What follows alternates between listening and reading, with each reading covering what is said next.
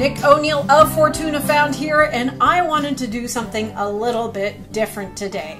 Today, I'm going to do a follow-along with a presentation that was sent to me by Scott Skinner of the Drachen Foundation, and I'll include a link to that presentation down in the description below. You'll be able to find it on the fortunafound.com website, and what it is a 9-patch panel quilting technique that he has used to create some of the various masterpiece kites that he flies in the sky. What I found really interesting about this whole technique is that it uses 9 different colors. You kind of lay up the panels and you just repeat a process and you come up with these different kind of looking panels with 9 different colors in each panel. And then you can piece the panels together to create something else. And so kind of having this fun little funky color shapy variation thing really opens up the playfulness when it comes to designing and building kites. So yeah, let's do a quick walkthrough, and for the sake of this presentation or this walkthrough, I'm going to be using paper. And that's only because right now I'm using paper so that I can piece some stuff together and come up with a new kite design at the end. I didn't want to use all my ripstop to do that, and I just kind of wanted to feel this technique out. So this is what it looks like when I'm done. I come up with these 9 panels that have all 9 colors in them that I originally selected, and I know these are kind of funky colors. I wanted enough variation that you could see the difference in each panel. But yeah, so they all have the same shape, they have the same layout, but they have different colors in each. So first up, what I'm going to do is I'm going to select 9 colors. And here I have 9 colors of the rainbow. 1, 2, 3, 4, 5, 6, 7, 8, and 9. And again, for the purpose of this, I selected 9 colors that are kind of broad. That way we can really see how the variation works. In the presentation that Scott sent, he also did one with 9 kind of different types of blue. So you've got this really kind of interesting shady effect, wavy effect almost, going through all the different variations of blue within the same panel. So I thought that was pretty cool. All right, so I have my 9 colors, and I'm going to have my trusty cutting mat here. My kind of cutting mat I use for everything. The first step is lining up all of those, and then I'm going to take about 1/3 of the way across on, say, the right-hand side, and then I'm going to go, I don't know, 1/4 of the way across, halfway across, something like that. I don't want it to be a perfect line. I want it to not be parallel with the edges, just so we kind of have a little bit of different variation. All right, so because I'm cutting paper, this is going to be a little difficult. If it was ripstop, it would go a lot easier, but the same technique applies. I really want to push down on my metal ruler here, and I have a fresh new blade in my cutter, and I'm just going to cut all the way through.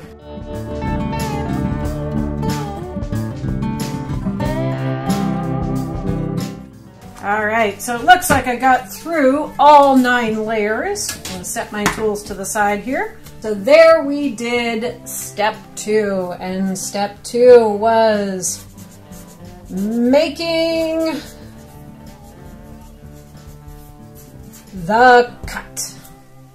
So we made that first cut, and now I'm going to take the top layer of the right-hand stack, and I'm going to move it to the bottom of that stack.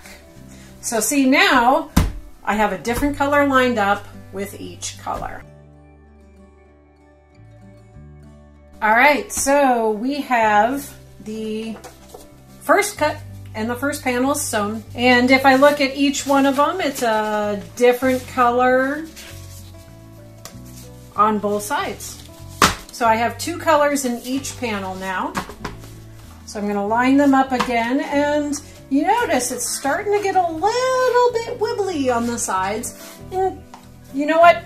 Love Scott, he says that's okay because the end result is what we're going to be cutting out from the inside. So that's the most important.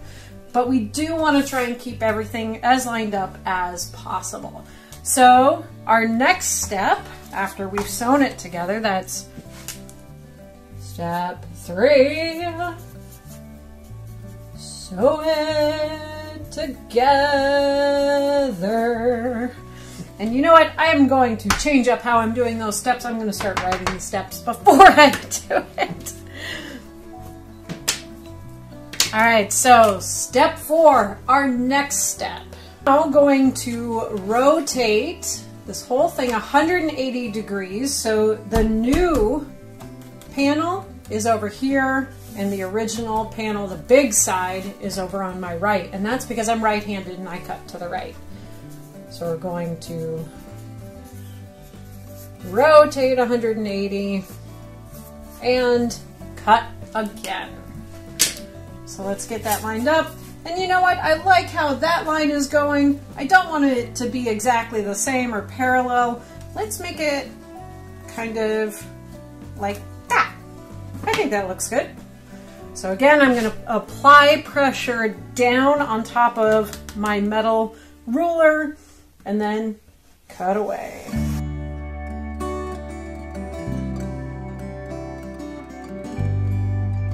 So now comes the fun part. I'm going to take the top 2 layers of this right-hand panel, 1, 2, because those 2 layers are already in this panel and I don't want to repeat the colors in each panel. So I'm going to take the top 2 layers of the right-hand panel and I'm going to move it to the back. I've got to sew all of these together. So I'm going to have a panel like this, a panel like that, and that is actually a different orange and a different yellow. They might look somewhat similar on the camera, but yeah.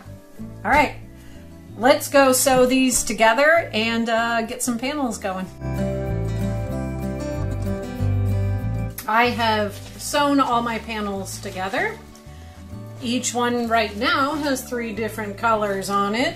And yeah, trimmed them all up.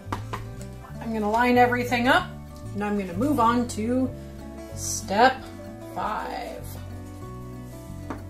Which now comes the fun part. I need to rotate 90 degrees and cut it. So I'm gonna rotate 90 degrees to the right. Make sure everything stays lined up. Grab my trusty metal angle ruler, what have you, and I'm gonna pick a line. Let's see. Kind of like these offset lines like this, so I'm going to pick that one.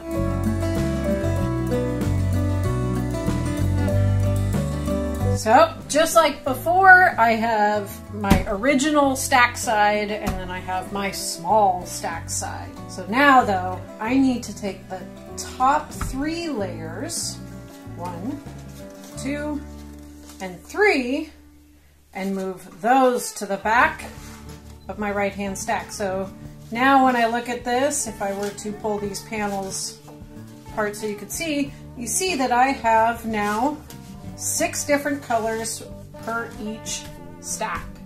So, guess what? Gotta go sew them together. So, let's go sew it together. Now, I have 6 colors for each panel, and no 2 panels are the same. So I have 6 separate colors in each panel, and I'm going to line things back up. It's very, very critical that you keep everything in order as you do this so that the end result is correct. So I'm making sure that as I pull a piece off, it goes into a stack a certain way, and then I flip it over and there we go. Bob's your uncle. All right, so now the next step, I'm going to rotate 180 degrees and cut. So flipping it around like this, Making sure I've got stuff lined up as much as I can. As you notice, it's really starting to look funky now. And let's do a line like something like that. So next comes something that's a little bit different, and it's critical to notice the difference here. I'm going to take the top 3 from the left-hand side, so that's our main panel that we've been working with. 1, 2, 3, and I'm going to shift that to the bottom. If I'm in doubt, I can always kind of go back through here and look and make sure that I have now 9 different colors for every panel. But before we were taking from the right-hand panel and moving those to the bottom, this very last step we're going to take from the left-hand side and move to the bottom. That way we get all 9 colors in each panel. All right, guess what?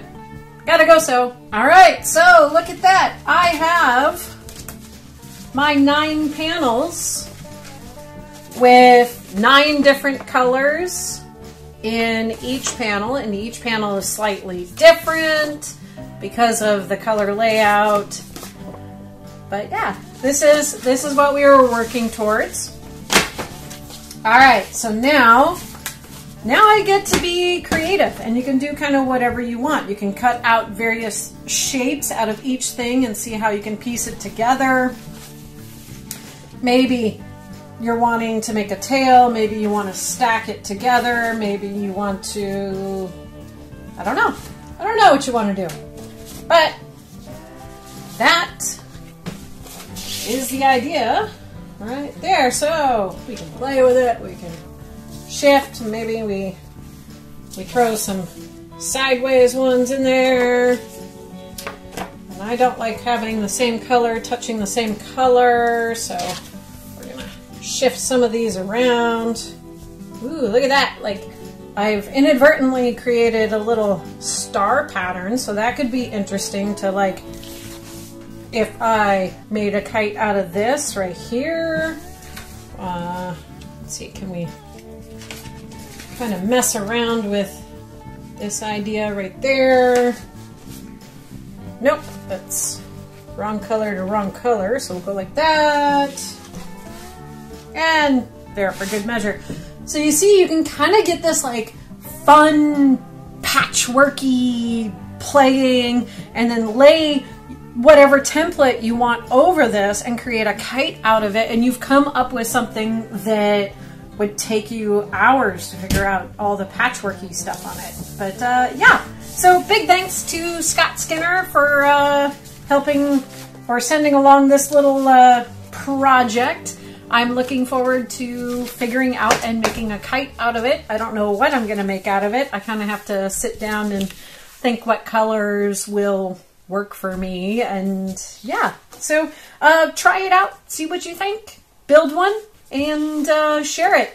By the way, go check out the Fortuna Found official Facebook group. We share a lot of stuff in there, so some folks might be sharing their patchwork version of this kite in there. I encourage you to do the same. Yeah. All right. Don't forget to subscribe and hit the notification bell so you kind of get a nice little email every time I upload a new video. Who knows what video's next? Okay. Bye-bye, guys. Check out the description below for more information. Okay, bye. I swear.